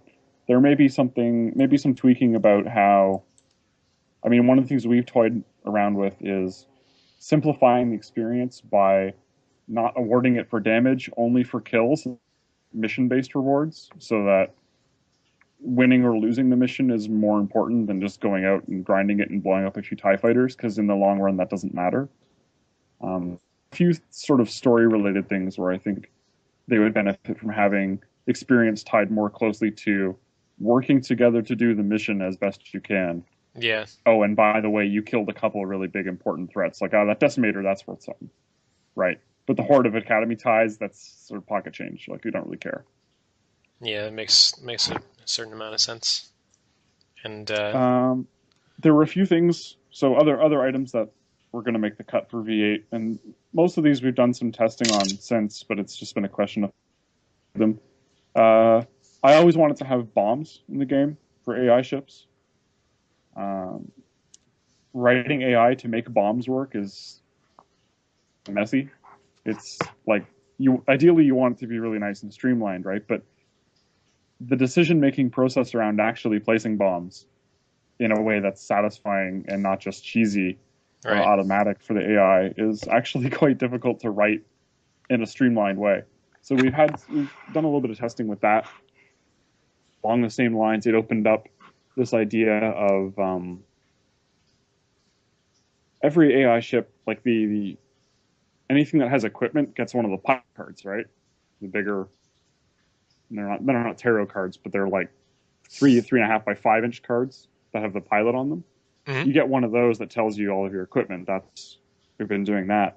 But the one thing that doesn't really help you with is, or they're orders. So like when you're playing a mission and it says these guys have the escort AI or the strike AI and this is the target, like that's it's kind of buried in the rulebook, and in a lot of ways there are enough of those variant AI schemes that there's no convenient reference for them. So one of the things that we talked about and started doing development work on was like, what if there was a small deck of cards which were like orders, and they just have all of the stub steps, and they plug into the existing steps for AI cards. So if you're a bomber, you get the bomber orders card, and it just plugs onto the side of the ship stack card, and it says, here are these modifications to these steps, like step A, do this, step 3B, do this. So we did a little bit of playing around with that. I had some TIE bombers that were approaching interesting, but as dedicated bomb dropping units. That was kind of cool. I wanted to put the TIE Punisher in too, because it came out sort of right as we were finishing development, because it was Wave 7, I think, right? The Punisher? It came out with the K-Wing. Yeah. Right. So I always wanted to have a TIE Punisher in there too. And a lot of the fan mail I see for Heroes is like, yep, TIE Punisher AI. Yep, here's the mission that uses it. I mean, you mentioned it earlier. Right. So I think there'd be a special place for it, because otherwise, why would you not take the bomber? Right. So the Punisher having boost and whatnot, I think probably has a really interesting place as a dedicated mine layer and not as a missile platform, at least in the scope of the campaign. Being heavily loaded with bomb tricks and not with missiles. That would be cool. That's interesting. Yeah, so that was some of the stuff we were working on internally. There are a few missions that I still don't feel are quite right. They probably need a little bit of balance tweaking still. One of the ones that seems to end in unsatisfying ways, it feels more like a cutscene than a mission sometimes, is I think it's called Imperial Entanglements. You have to go and defend a transport while it jumps to hyperspeed. It's a decimator that pops in. Yes, we actually play that tonight. Yeah, slowly encroaches on it. That mission tends to end anticlimactically, where the decimator just arrives and the transport jumps away and not much happens, and you're just like, okay, well, I guess we should leave. Or some really foolhardy players go, we should kill that decimator, and sort of rips them a new one. That was us. We had killed everything right before the decimator showed up, and so it was like the decimator. It was a 2 TIE fighters, and we had to randomly pick a TIE bomber with an assault missile. And we decided, we had 5 players, we are going to kill that decimator. And we just barely pulled it off. The last shot was like an ion it for its last hull point. It was pretty cool. Right. I think a lot of people complain about that mission because the decimator is sort of there to be scary and not intended to be killed. Or at least it feels that way. Like, you really have to work to earn that decimator kill. We did it in 2 rounds. You did it in 2 rounds? We had 2 rounds to kill the dang thing, 5 ships. We unloaded a few proton torpedoes at it, and just went guns blazing. We said we have 2 rounds until the shuttle can actually get the energy to jump out. So let's just do everything we can because we get 3 bonus experience points. Everybody go towards it. Nobody bumped. Everybody talked. We planned out all our moves. Everybody had like K-turn or do a turn, and it was up on my lead. Get set up for your attack run. Yeah. People have been commenting like, wow, we're all professionals. No one's bumping. This is amazing. If only you played like this all the time. We all planned like that during the tournaments. Well, all you people that actually play in tournaments. There you go. There. So yeah, that mission I think maybe is the transport hyperdrive mechanic needs a second look. There are a few other little things like that I won't go into, but that we've sort of noticed from a lot of reports from people who've played those missions, and I've played since publishing V7 that I'm like, yeah, that merits a note. What else? The TIE Defender. I mentioned very briefly before that I always felt the TIE Defender should have had that 4th attack die, but the fact that they went back and they came up with the double tapping cannon or the X7 Defender, I would really like to tweak the TIE Defender in the campaign to make use of those titles. But there's such a huge power boost to the ship, even from a competitive play standpoint.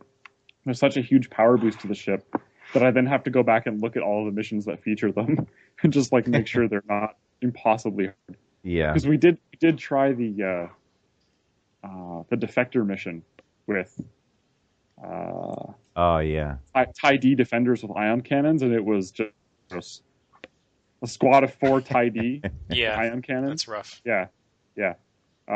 They obliterated an A-wing who was turtled up. They obliterated, I don't know, a bunch of stuff. It's just like, wow, haven't been schooled like that in a while. So there's something to be figured out there. But I would really like to see double tapping defenders or X7 defenders do their thing in the campaign. Yeah, I have a question, and it kind of goes with the idea of done. I understand that there's a bit of play testing, but and I know you've got a life where you actually, one, like to have fun on your own, and two, you like to get paid. Paid. But if you, let's say you had a couple of trusted minions who actually had like graphical skill and such, right, would it ever help you if you were like the chief director who could then dish out to say, you make it so like this, and you had full editing rights over everything and still kept control of it all, but you didn't have to actually put in the actual effort, the time to do the grunt work, just kind of make the edits?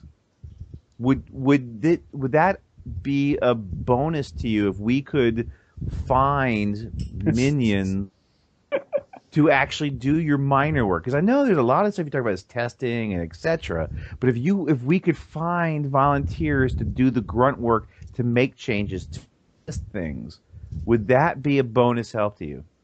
Well, to some extent, having V7 out there, like, you know, I thought I was pretty clear when I put the beta underneath the title, the cover of the campaign book. Like, this has all been testing so far as I'm concerned. The fact that people are enjoying it and treating it like it's a finished product, kind of makes me laugh. But at the same time, like, that's sort of my fault for polishing it up so nicely. Yes, you're too good.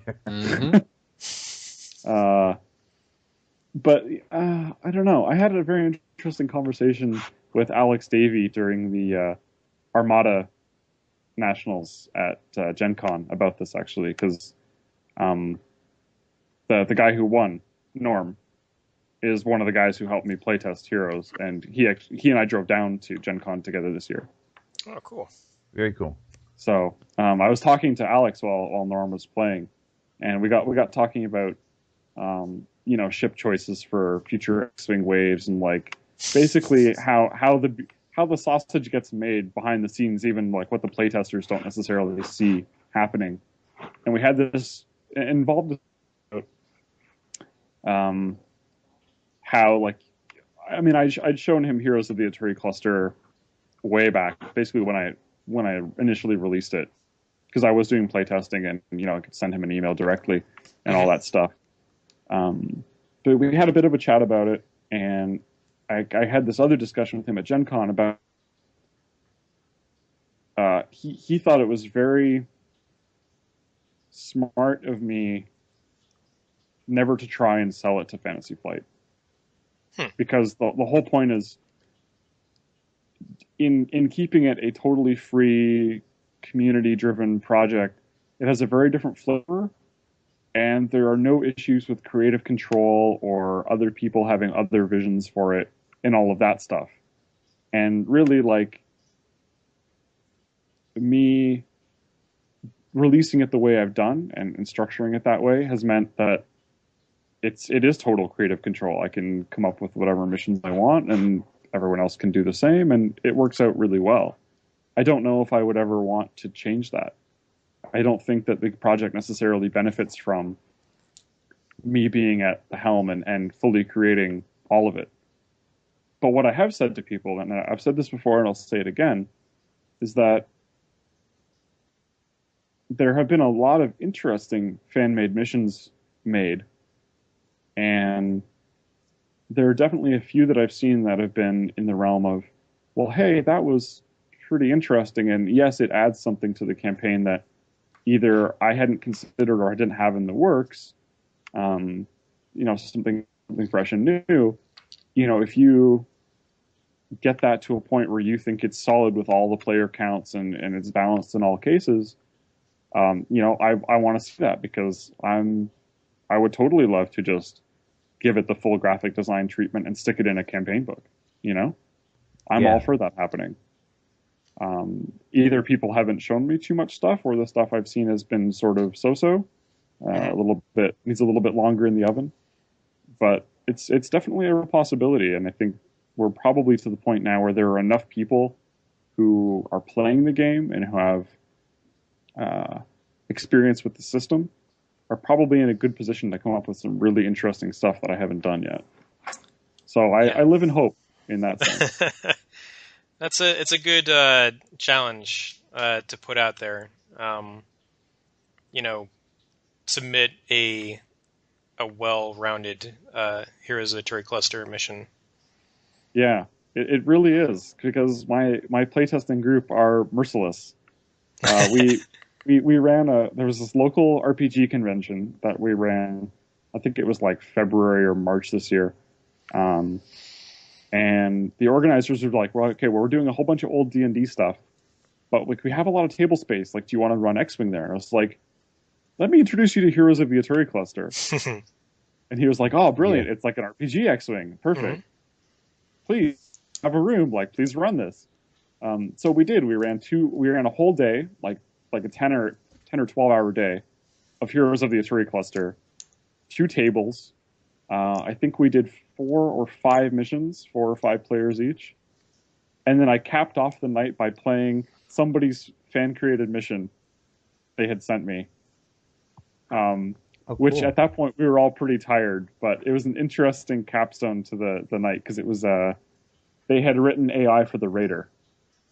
Ooh. And I had never touched this yet, because I don't play a lot of Epic. I don't know the ships that well.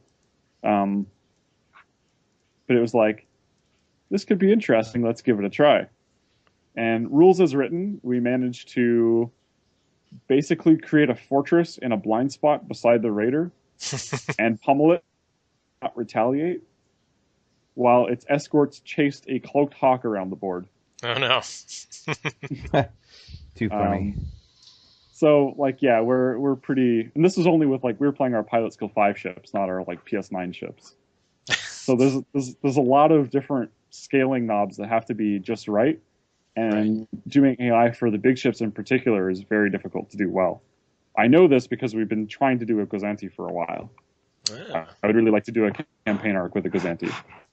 That's pretty cool. Yeah, no matter how we've sliced it so far, it's been kind of like... I call it the TIE Bomber problem. Either it's totally impotent and can't get target lock, can't murder you, or it murders you extremely efficiently. Mm-hmm.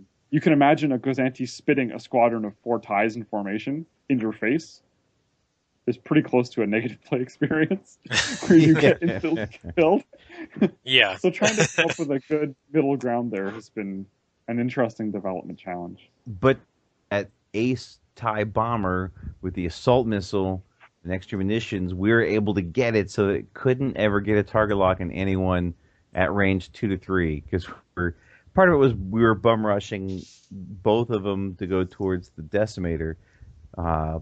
But yeah, I totally get it had a target lock on someone else, but I was closer at range 1, and so the rules say it would fire at me. Say Sounds something right. like TIE Bomber would favor to shoot an ordnance at whoever's got a target lock on before it would actually shoot at whoever's closer. Yeah. There's probably a little bit more stuff like that needs to be worked out for some of the ship types. And it changes depending on what they're equipped with, right? That's the other problem with the bomber. Yeah. Not all the missiles have the same range brackets. Right. Yeah. So there's there, or probably rules as written don't provide the best experience. So if I understand it correctly, if you have people that want to submit missions to you or various rules, you're vaguely open as long as it's not a deluge. Oh, I'm happy to sift through I definitely encourage people to do some thorough playtesting first. Right. I mean, I'm of the opinion that Heroes only got to be as good as it did because we worked on it for like 8 months. And if you needed a group of playtesters that would secretly and quietly test some of the rules in AI, and there were groups out there that wanted to test things for you, if they contacted you, that would be a thing. It might be. I don't have a good system in place for this yet, but we've been doing a little bit of this locally. Mostly the problem is I just don't have time to properly oversee it or to organize it, right? Which is why I'm trying to come up with ideas of people who can help you with that. Yeah, but then you have to manage it. I'm all for it. Because we all win if there's more heroes of the Aturi Cluster. Exactly. Well said. All right, so just to kind of summarize, if FFG paid you to take the rights from you and to make it a product, because I've heard so many people say, FFG had just taken this and would sell it to me with all the pre-printed and everything, I would love to do it, you would not sell it to them. No, not now. There was a time where I may have considered it, but the discussions I've had with various people in the industry, Alex being one of them, have sort of changed my opinion on that. Really? Wow. Yeah, absolutely. I started out with a very clear vision for what I wanted it to be, and I think that it's, lived up to and then exceeded that vision to a great degree, and I wouldn't change that. What if FFG wanted to hire or buy, or not even just exclusively take, but be able to use your AI rules? That's a very interesting question. Because I know they've gotten big into, like you said, with like Descent, where you've got a game master. They've actually got apps now that will run the missions for you as the game master. Yeah, I could certainly see them using the same treatment they've done with Descent and was it Mansions of Madness, I think is the other one they did, where they essentially say, hey, what if you gave us just the rights to build an app to run the AI for it, for the game, obviously. Maybe release campaign books or that sort of thing on top of it. Yeah. Did you ever get the sense that FFG was interested in working on this stuff in-house, like producing their own campaign system or co-op system? Well, they did produce their own campaign system. They just made it for Armada. Exactly. Right. Yeah, I was wondering if they were doing anything similar for X-Wing. That's no accident. I'll just say that. Yes. Very happy about that. Okay, so what if FFG came to you and said, we want to hire you to develop a campaign system for FFG in-house, and you've got total editorial control as much as FFG is allowed, would you take that? I don't think I want to work for Fantasy Flight Games, to be honest. That just doesn't hold that much interest for me. Okay. It doesn't even Star Wars. I mean, like, from my perspective now, it's kind of like I did this awesome thing. Mm-hmm. It doesn't really have to be any more than that for me. And it's been an awesome experience doing it, but I don't feel the need to be like, yeah, I'd love to work for FFG, because it's not that interesting. There's plenty of other interesting stuff that's going on in the gaming industry that is, I want to say, less tightly controlled. Right. So it's just unrealistic to ever think that there's creative control, any degree of it, for anyone other than the license holder when something like X-Wing is involved. True. Star Wars is involved. Yeah, I get what you're feeling, because you have this idea you've created, and you don't want to, in a sense, be typecast by it, and you also don't want to have Big Brother, Disney, or whoever always looking over your shoulder at any moment, just right there to veto something that might be an incredible idea for somebody else. True. Well, exactly. And there's a few other discussions I've had with various people about, like, I'll just leave this one with you. What would a game look like if it had the campaign system and AI system of Heroes of the Aturi Cluster, but was a brand new IP? Oh man, You've got to listen to our podcasts. That's like that's like one of the first few questions that we asked, I believe, is would this game if its system was exactly as it is, X-Wing, and stripped everything Star Wars related off of it. I don't remember what our goofy name for it was. I'm not even talking Space combat. Flight path. Yeah. Not even talking flight path.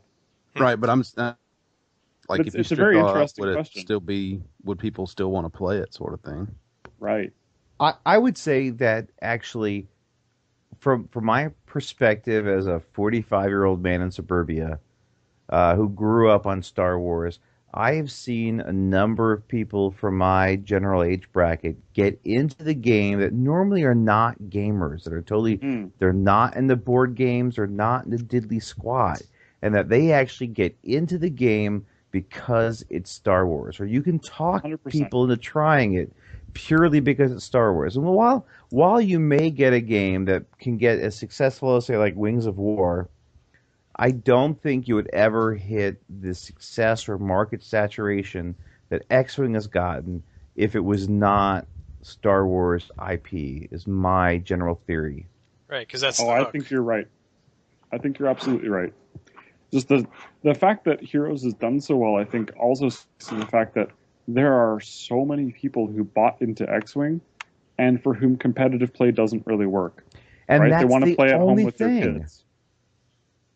You want to be official and play the proper way, or so it is. And I get in these debates on the forums with people all the flipping time, and it's basically the only way to play X-Wing is the tournament 100-point deathmatch, where you circle the same 6 rocks and obstacles, with the same freaking 4 lists that the meta allows right now.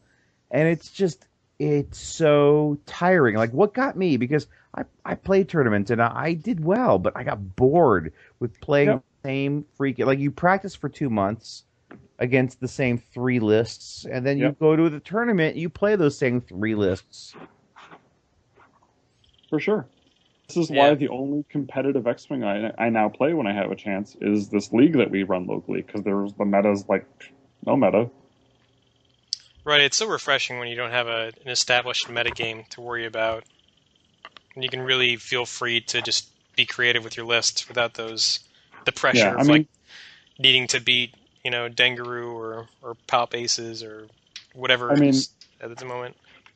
Our league doesn't necessarily fix that problem. It just means that a given opponent's only going to play Palp Aces once in a season. Yeah. We still see Jump Master shenanigans. We still see Palp Aces. We still see Double Ghosts. We still see all these meta lists. It just can't be every time. Really the same frequency. But even besides that, I know a good number of people who bought into X-Wing, but they play a lot of different games. They play board games, etc. And they don't really want to get into X-Wing as much as they don't want that to be their main game. They don't want to keep up with the meta. They don't want to like work at the game to become like that good. But they love X-Wing and they love the mechanics. And they love going pew pew and flying them around. And I've met so many people in the forums that have been like, well, maybe the X-Wing is not the game for you if that's how you feel. And I'm like, that's pretty narrow-minded, because there's so many ways to play the game. I've played here as Aturi Cluster, and I've been like the big local guy to kind of really beat that drum. And I have gotten people that have basically quit the game, given up, because they don't want to go and play against one of these tournament guys who has a list that just kind of crushes their face without even really, I made up a list on the spot because it sounded neat, and then they get their face crushed. And that they will play, here's the Aturi Cluster, but like otherwise, besides a couple that they don't mind playing against, they won't play anybody. Yeah, there's definitely a few people in our local group who are like that too. And that's been the reward for me, is that, when I started the campaign, I also looked at my collection and I was like, I've played a number of other collectible games. I have a full set of Monster Apocalypse. I have a full set of Star Wars miniatures, like Wizards of the Coast. When that game dies, and, it will eventually, hopefully that's a ways off for X. When it goes, or when the metagame stops being interesting at all, then there's this super nice boxed set for X-Wing that's fully cooperative, that I'll get out in 5-10 years or whatever and play it, and I'll have all my models. But that's just, to me, that's just a really nice legacy project, and it justifies the investment. Because I have, I'm the guy that has at least one of everything. Yeah. I absolutely know exactly what you're talking about. I've been actually in conversations with a number of people on the forums who are hitting that point. And like Kenneth Sunrise is a guy, and he has a lot. He has a lot of X-Wings and TIE Fighters, and he doesn't do the meta. But he's starting to hit the point where the waves don't excite him as much, and he's really just kind of peeling back. And I know for me financially, I'm having like my 6th ankle surgery coming up next week, and spare money for X-Wing is not something I quite have at the moment. And so, some of these, I'm like, it's hard to justify. It's hard to justify when it's not all stuff from the original trilogy, right? Like to me, that will always be the best Star Wars. Right. And I got into the game because I got to play those ships. And because when I was a kid, I played the Decipher collectible card game, the Star Wars one, the bounty hunters and all of their ships, right? Like, finishing the capstone for X-Wing for me was Wave 8, because we finished, we got the Mist Hunter, and we got Punishing One. Wave 9, sure. Wave 10, sure, whatever. At this point, it's now just Star Wars Rebels, and it's Force Awakens era stuff, right? I'm like, okay, yeah, I'll probably, but I'm not buying 4 Mandalorian fighters. Probably not. Mm-hmm. I'll buy one just to have it. What about? Whereas I own 6 TIE bombers. That's how it starts. What about the 18 U-wing TIE fighters when it comes? Yeah, the U-wing. Oh, that thing. Or here's an example: Heroes of the Resistance. Yeah. To me, I bought the Falcon when it came out in Wave 2, but I have actually personally never flown it in a game. Really?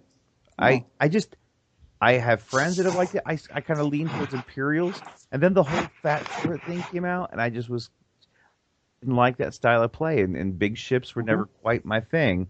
And I've actually owned it since Wave 2, and I have never personally flown the Falcon. That's hilarious. Now you're looking at the prospect of buying another one. Right. And the thing is, like, I like the idea of the pilot Rey, because I like the idea that she sticks in your arc, and it's not the, oh, I'm going to too hard to and then boost out of your way, ha ha ha, you can't shoot me, F you. But I like that fact that she wants to joust, but I don't want to buy a whole just to get a freaking different Falcon with a different, dish when I've never even flown the first one. You know?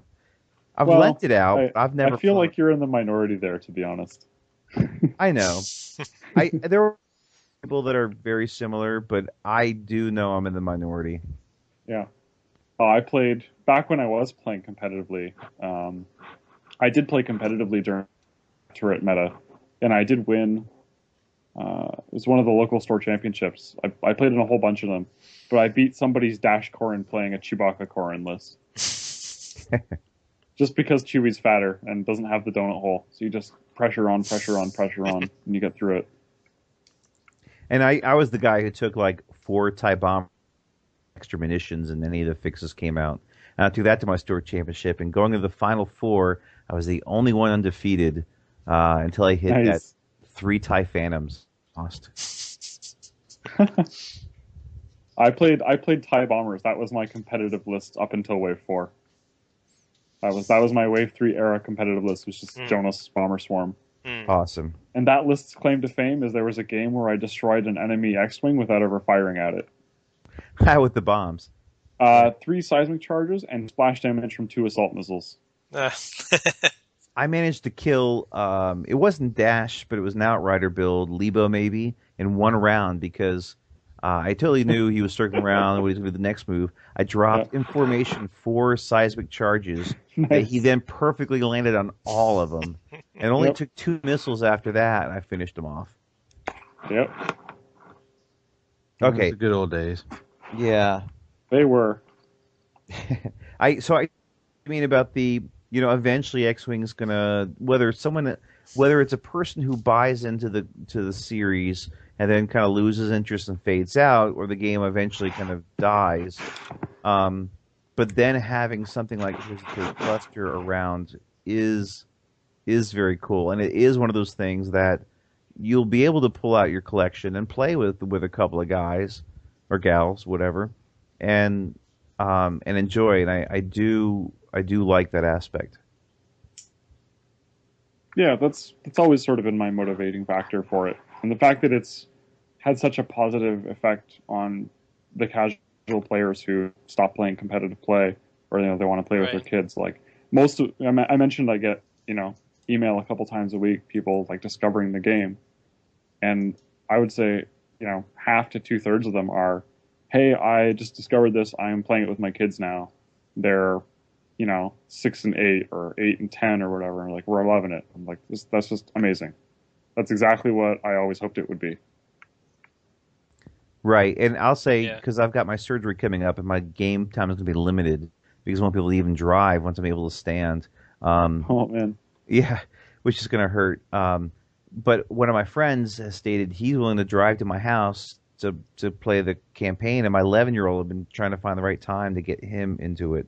And I think that's going to be perfect once I'm able to actually sit up at the new game at the game table.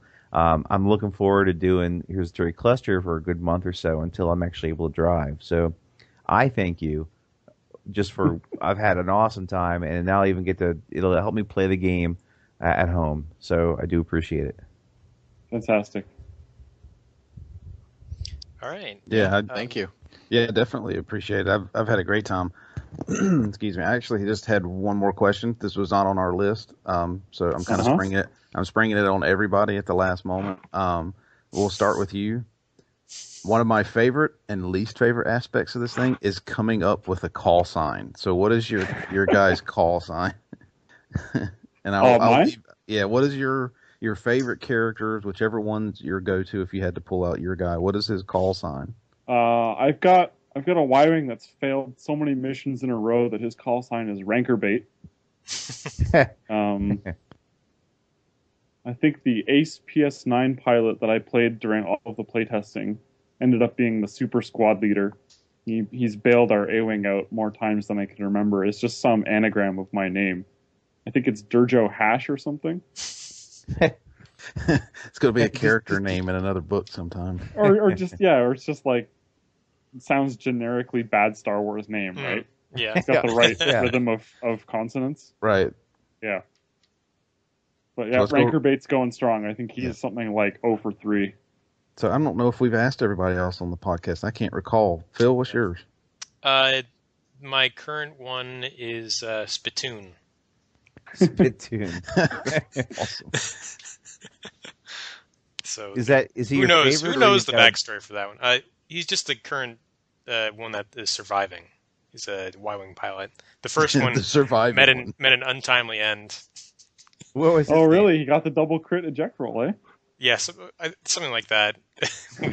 I think we all died on the mission. Or did he retire? He's in Imperial prison. Yeah. One of those deaths. Okay. the total party kill. Exactly. Yeah. TPK. Jake, what was his name? The guy who was killed. First one was Professor. Yeah. But he's done. Jake, what's yours? I think the one that I had rolling now was call sign Polar. Not too innovative, but because he kept on Polar everybody, he was just full ion torpedoes, ion bombs, ion cannon. In a Y-wing, it was just I didn't realize that was actually, I thought I was being unique with like just going straight ion. Like that's actually a pretty potent way to play. So yeah, it's pretty dangerous. Pretty good. Way. Yeah. So he's my number one right now. Yep. Jim, I've heard. I don't know if everybody else has. Right. So my first character they came up with, I want to do a Y-wing with Ordnance, and because I've been loving Ordnance since it was a pretty terrible idea to do, but I always want to do it since like guidance chips and stuff came out. It's about when I started playing it, and so Warhead is my Y-wing with 4 proton torpedoes.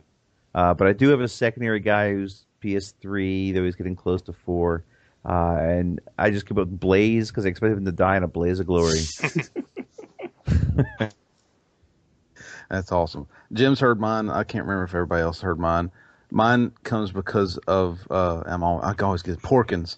I always have this vision of Porkins, and it's really bad of me that he's flying and he's trying to eat a sandwich at the same time, or like drink from a big gulp. So my guy became cup holder, and I always have a big gulp at the games too, don't I? Maybe that's why I came up with cup holder. I got it. I dropped my sub. Let me. I can hold it. I spilled my big gulp.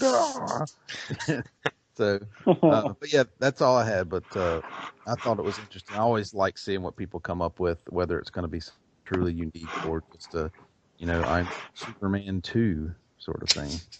There was a guy tonight who he forgot I played with him before, but his beefcake. And that one was pretty funny. And there's a Doctor Who fan, so he's the Doctor.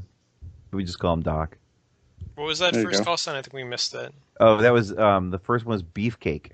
Oh, Beefcake. Okay. Beefcake. Is it a Y-wing with 4 hull upgrades? No, he's actually an X-wing, but he's just Beefcake, and it's just hysterical. I think that's pretty stupid. I like it. I approve. Yeah, awesome. Well, I definitely appreciate you coming on and answering all of our crazy questions for us. It was some of it was very enlightening. I did not know some of the goings on behind the scenes. Yeah, it was good. Yeah, this has been a great little chat. If you need any help with anything like crowdsourcing or anything, reach out to us and we can try to help find it. Sure. And if anybody has any questions, because we've done like 4 episodes on it, where we can just kind of talk about it, is kind of curious, and after your little 5-minute spiel, they still want to know more, you can always point them towards us. True enough. Okay. So awesome. Yeah, I think that's a wrap for episode 1 million here. And we are towards Endor, so you've got the Festival of the Golden God coming up. That's right. Wait, you're going to let him go? Yeah, Jay, but you do have to let this one go, unfortunately. Oh. Just be careful about, those. Never let me have Ewoks. Nice things. Be careful if the Ewoks invite you to one of their festivals as the guest of honor, because that may mean something different to them. Those stormtrooper helmets didn't, they weren't abandoned. They were eaten. Right. Yeah, they were quiet. Just tell them J-Bot sent you. They'll take care of it. Awesome. Well, thank you so much for listening to the Shuttle Tydirium, everyone. We're approaching Endor, and soon we'll be doing a return run.